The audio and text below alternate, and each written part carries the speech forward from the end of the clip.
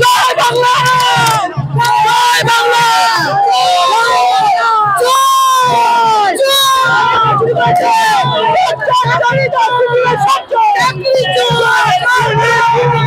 দেখতে পাচ্ছেন একেবারে তৃণমূল এবং বিজেপি, তৃণমূল এবং সিপিএম মুখোমুখি একে অপরকে চোর চোর স্লোগান দিচ্ছে। সরাসরি আপনাদেরকে দেখাচ্ছি চোর চোর স্লোগান, সকলে একেবারে দুই পক্ষই কিন্তু। দিদি বলা হচ্ছে গরু চোর চাকরি চোর।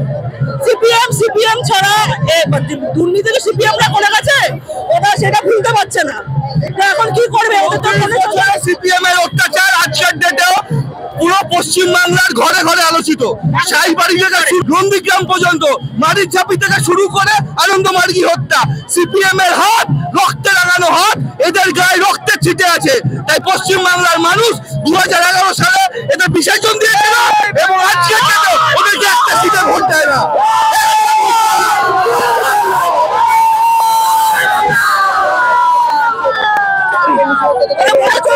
শুনুন, চোরের মায়ের ঘরে বলা, এরা চিরকুটলিকে চাকরি দিয়েছে। 34 বছরে এদের অত্যাচার আজকের দিনে পশ্চিমবাংলার ঘরে ঘরে আলোচিত।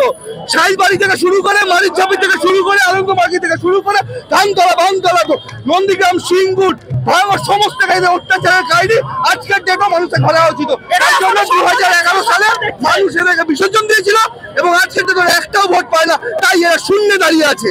বলা হচ্ছে বিজেপি